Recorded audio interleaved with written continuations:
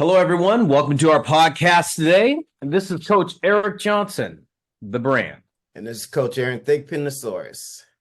Good morning, everyone. We've got a good one today. This is long time overdue.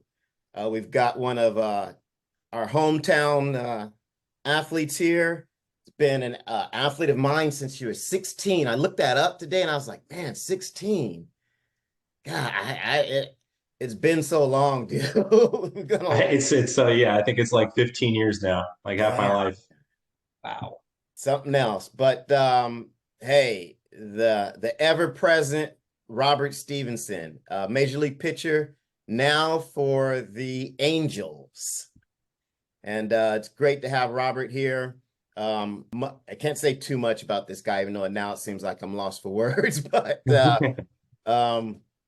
this guy is just something else. I mean, if there's one word to describe you, Robert, it's been consistent. I mean, you had just been consistent. And I think that's one of the overriding themes to your success. And it's actually something I've got some questions about and want to talk about in the day's podcast. But Robert was a first-round draft pick by the Cincinnati Reds.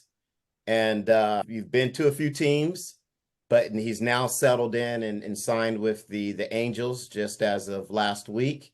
And you're coming off a really hot season from last year, last half, where, I was reading you were top 5 or leading in quite a few categories. And it's just amazing to kind of see, hey, your growth from when you were just a high school kid coming in here. Rob Bruno sent you over to me. And seeing you grown as an athlete, as a man, and you're one of Game Speed's greatest stories, man. Thank you.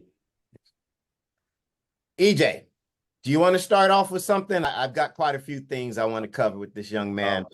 I tell everybody out there, it's a pleasure to watch Robert work out when he comes back after the season, the consistency he has. And, that it factor we talk about Aaron all the time, he has the it factor. He's when he comes in, he goes to work and it's a pleasure to watch. It brings back a lot of memories of Aaron, probably when you and I were training, but you could see the difference that he brings to the gym when he's in there. And we see a few guys that try to have his qualities and watch him. So Robert, continued success. I'm going to say this, my first question to you, man. And I think Aaron's got tons of them. I'm gonna get to this heavy part because I've watched your career since you came to Aaron, and I knew about you running EJ Sports. I knew about you with Rob Bruno, but the whole thing is, what clicked for you last year? I think last year was I followed your career. I'm a fan, you know that.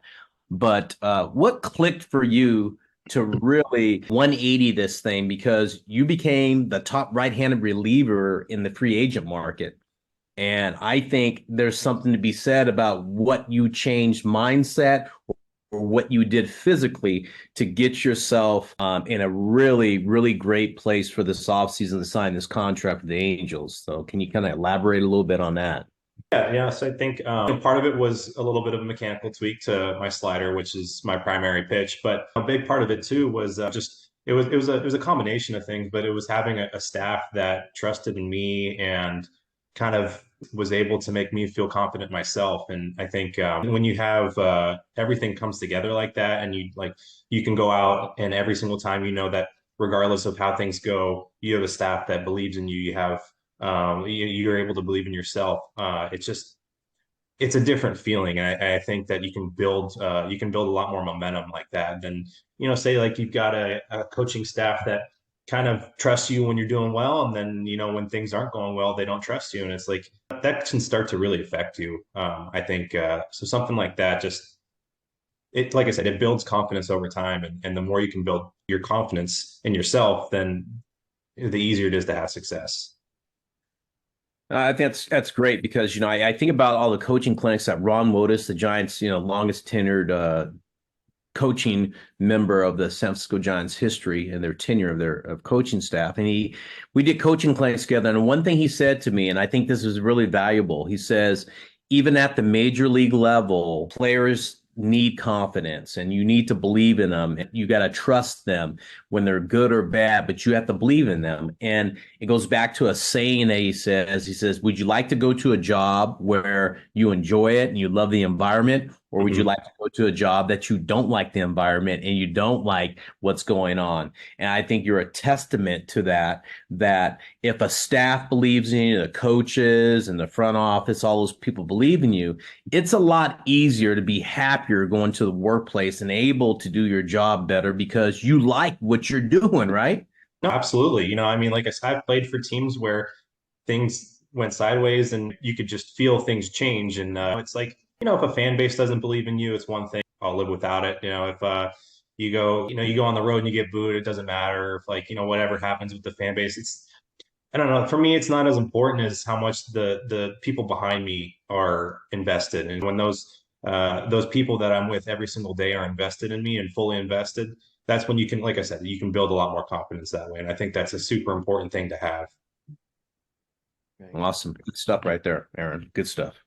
I know we've talked about this before where it's been kind of a situation where you've been in good environments and then bad environments, and it's kind of Right. worked, back and forth.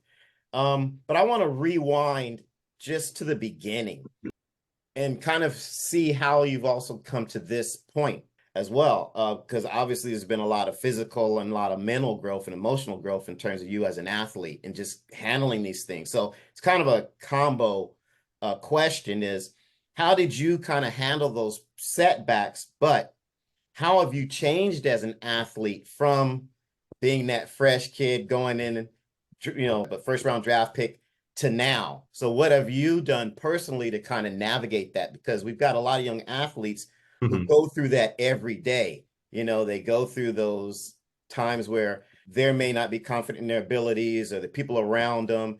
EJ said this all the time. Hey, baseball is a game of failure. And so you've got to know how to handle failure. And of course, everyone, you've had that over the course of your career as well as the successes. But how did you handle those successes and failures? Maybe first, what was your approach as a young athlete? But as you've matured and evolved, how did you start to handle those same issues? I think when I first got into pro ball, I came in with big eyes and excitement, and obviously I came in. I wanted to do anything that anyone wanted me to do. If they had ideas, they'd bounce or they would suggest them, and I would try everything. And it took time for me to finally eliminate things that weren't working. And I still like even last off season was experimenting with things. It's hard when you're constantly you're trying to listen to too many voices at the same time because everyone is going to give you advice, and it's hard to pick and choose what's important for you. And so I think it's hard to decipher like what works for you personally. And once I was able to figure out what worked for me and get a routine in place, I think that helped a lot. Like I said, if you're trying too much all the time and you're constantly changing things, it's hard to be consistent with what you're doing. And I think that was a problem for me early on. And I didn't realize it at the time. But now I feel like I have a lot better routine than I did when I was younger. And I think part of it came with the failure too. And I had to have failure to be able to see what works and what doesn't work. And over time, it was easier for me to build that routine. Trying to think, what was the other part of the question? No, you've basically answered it, and it's funny because he's probably touched on 5 or 6 podcasts that we've done. The power of no and knowing what you really want, and that comes with growth and comes with knowing yourself and confidence. Too many cooks in the kitchen.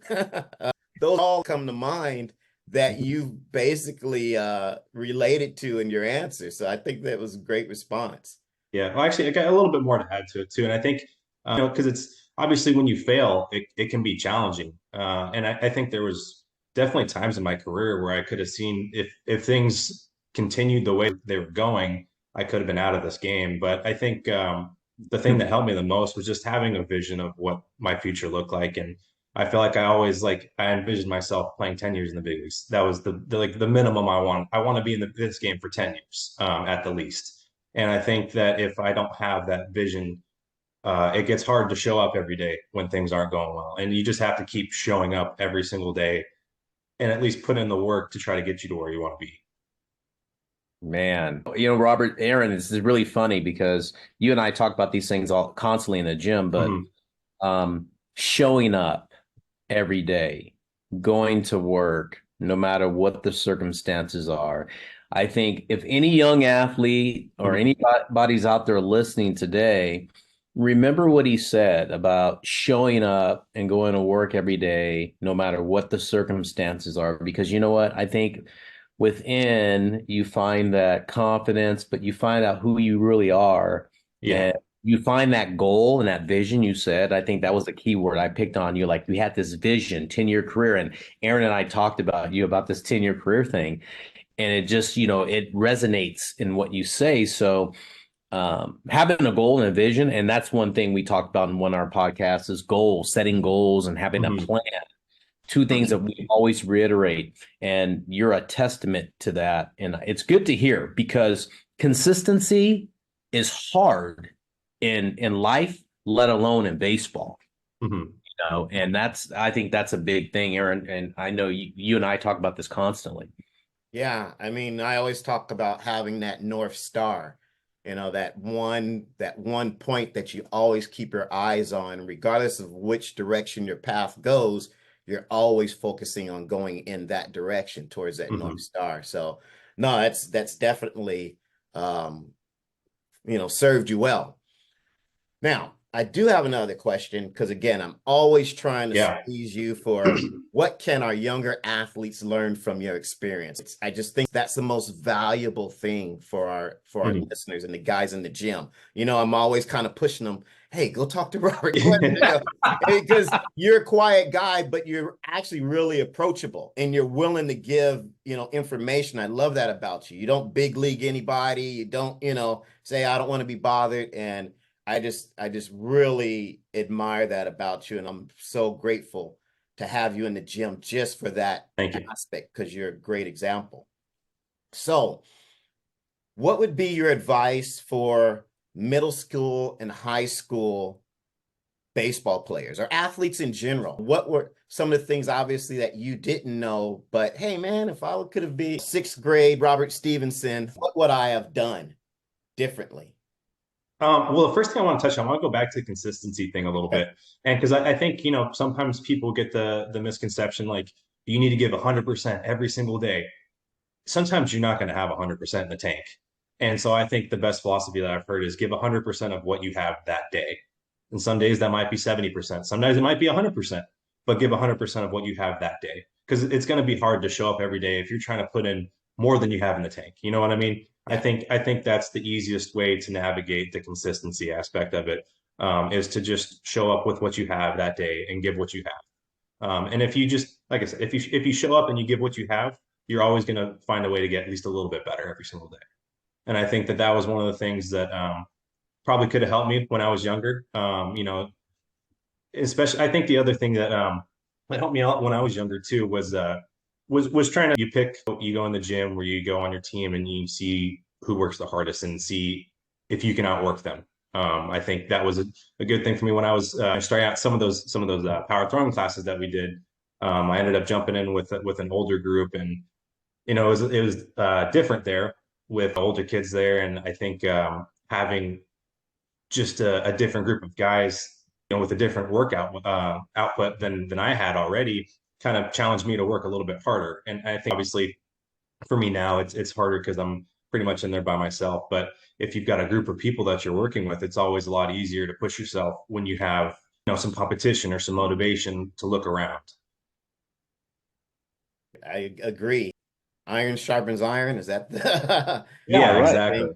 But you've navigated something that I talk to a lot of athletes about who aspire to be professional athletes is it's probably the most lonely road you're going to travel It really because is.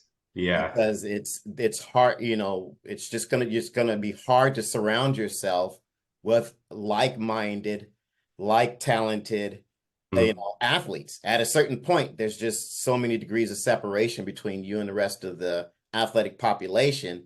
It gets harder and harder to find those people.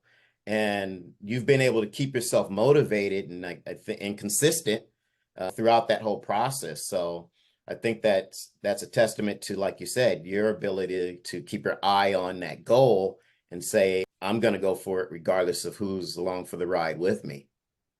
Yeah, and I think that's been one of the more challenging things, just even the last few years, was the number of players that I've played with starts to drop off, and then the people, especially when I'm home in the off season training, it just the number of people that I'm able to train with gets smaller and smaller every year, and so it's more, it becomes more of a self discipline than anything else. Mhm. Now, have you found that actually you found out more about yourself as an athlete through that process, because that isolation um, allows you to kind of be more inside your own head and figure out who you are as an athlete versus the external kind of like, okay, yeah, I'm competing with this guy or that sort of thing. Um, what are your thoughts on that? Yeah, it's definitely I think trying to train on my own makes things so much harder. Like I said, it goes back to the self-discipline. It's when I have you've got adrenaline going when you're, working with somebody or competing against somebody, but when there's no adrenaline there, it makes things so much harder to try to find the motivation to do it all by yourself. And I think that was the one of the things that I had to figure out just the last few years. I find a way to keep myself motivated, just so that way I could come in every day and put in the work that I need to put in. Yeah, it's pretty neat. And I think about that. It reminds me, for the general public out there, there's only 780 of these elite ball players in the world. So just so the world knows that, 780 ball players are able to put on a Major League Baseball uniform consistently in a year. 26 guys per roster, 30 teams. So that's one thing. What motivates him, I think, and Robert, let me just kind of go back into some, and I really can relate to what you're saying, because when you get to that stage where you're trying to find guys to work out with, I remember when I was at that point in the major leagues, it's like no one. It was like myself Right. and the guy, and we would always get together and work out. Excuse me. But what motivates you, I see this inner drive, and you're so introspective what you're training. I think Aaron's done an outstanding job with you guys collaborating, Mm-hmm. because I think you can bounce ideas off him and you guys talk between each other, and it's a collaboration. And I think a lot of people need to understand it out there. When you have an elite athlete like yourself, there's collaboration with a lot of people, but you trust Aaron. You've been with him for, my God, 15 years, and you value what he has to say because of his experience and what he's done. And I think being kind of connected with yourself mentally helps you get where you need to be, and I see that and I can relate to that. And I think that draws a lot of the better athletes in the gym, like a couple of guys that Aaron and I have trained together. We can see that. And I think that's awesome to see it live. Mm-hmm. Now, I've got one last question. And again, I always like to leave the listeners with something useful for them. What are the top 3 things a developing pitcher should know, whether they're mental or physical? And it doesn't have to be the top 3, but what are 3 helpful things that you think some of these younger athletes, these up and coming athletes?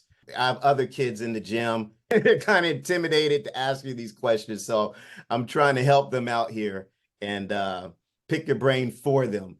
But what would be some of the things that you might want to impart to some of these younger athletes? Well, one of the first things I'll probably say is to ask questions. I think it was hard for me when I was younger. Like you said, I'm not the most outgoing person, and so it was hard for me to want to approach people when I was younger about asking questions. But I think that that's the best way to get information, is to ask questions. Talk to people who've been there, talk to your coaches, and just try to get as much information as possible. And then you can take that information, sift through it, and figure out what's helpful for you. But having the information is, as important as anything. And then I think once you have that information, you take it, and then that's how you create your routine. I think the routine is probably as important as anything in this game for me. I think if you don't have a routine, then you don't have, I don't know, you don't, it's hard to find what your purpose is for the day. So I think that having the routine will help you just create better habits. And, once you can set a goal and have that, the end goal, you can use that routine to get there a lot easier. Kind of like a roadmap, Mm-hmm. Think about one more thing. I think, oh, and then the other thing I'll go back to is confidence. Obviously everyone says you need to have confidence in yourself, but it really is true. If you don't have confidence in yourself, and having a group of people that can help you build confidence in yourself, then I don't know. Even if you throw the exact same pitch, the exact same spot, when you throw it with intent, it makes such a difference. And I don't know how to explain it, but it really does. So. Um, Finding a way to build confidence and trusting yourself is probably as important as anything else also. Yeah, I want to ask this question. Who do you think helped you, like, was influential in your major league career at the major league level that really has had an impact on your career so far, you feel, at that level? Because you have these elite coaches that have a lot of things, Mm-hmm. or have people that talk to you, but who are some of the people, I shouldn't say only person, but who are some of the people that you feel have helped you along the way at that level? Man, it's hard because I've had so many people along the way. And it's a combination. Like last year for me, having Kyle Snyder in Tampa was amazing. He was the pitching coach in Tampa, and he was a big reason of why I turned my career. And like I said, having a coaching staff, a guy like him that would give me information and then tell me to trust it. They would tell us things like, I'll say, for example, they would say, the first pitch of an at bat, if you can throw a strike, hitters only get a hit 5% of the time. And so then they would go back to that and be like, this is what we believe in because there's solid numbers to prove this, and it'll prove itself over time. There was things like that, that just it helped you to build confidence because they would show you something, and then it was seeing that in person and or seeing it come true. So I don't know. He was a pretty big reason why things turned around last year. But I've had a lot of people over the years that have helped. It's just a recent one that comes to mind. That's cool. Cool stuff, just to hear about that. I know the past 2 years you've been working on this pitch, and I'm not going to divulge Mm-hmm. because that is your secret. But you've been doing this very well, and I've seen you work on this pitch, and it kind of perfected it. And I think a lot of technology and hitters are taught to swing up in the zone and stuff like that. Mm-hmm. But I've seen you perfect this, and I know how hard you worked at this particular pitch and location. I'm not going to divulge that because that's part of your success. Let them figure it. But how long did it take you to perfect, you felt, or have control of this pitch to where you think it could be a game changer for you as it was? How long did it um, take you to get your feel for it? yeah, I mean, so slider when I was in high school, and then I didn't throw it when I got to pro ball either. And then and when I got to the big leagues, I was a starter and just didn't have any success when I was starting, and they told me, you're going to move to the bullpen. And the year that they moved me to the bullpen, that was when they had me work on a slider, and they, altered my curveball a little bit, changed the grip. And that first year I started throwing a slider, I had a lot more success. And over the years, it's been relatively the same, and I've always had better luck with that pitch, just because I feel like for me, I've been able to spin the ball. Sometimes some people are able to spin the ball better than others, and it's just kind of how you throw it. This related to the way you release the ball, your arm slot, and everything. But up until last year, it hadn't really improved at all, and then I made an adjustment on it last year that made it, as good as it's ever been. So I mean, that's what was that? 6 years later, after throwing the pitch, that I made an adjustment, and then it completely changed it. Yeah, I wanted to hear that story a little bit so I could tell the listeners out there that it's a marathon, it's not a sprint all the time. And Mm-hmm. sometimes you have to really work at your craft to master it. So that was a point I wanted to make, Aaron, before you closed out everything, is the fact that, it's a journey. in this, and you evolve as an athlete. So that's what I got for you, Aaron, right there. Well, great. I'd just like to thank Robert for coming out today and talking with us and dropping some knowledge and telling us about your experience, man. We'll be watching you. I'm glad to see that you're in California here. So, Thank you. Yeah, me too. that'll be great. And wish you continued success. And I'll see you in the gym later today. All right. Well, thanks for joining us today, everyone. This is Coach EJ, the brand. And this is Coach Aaron, the Source. We'll see you.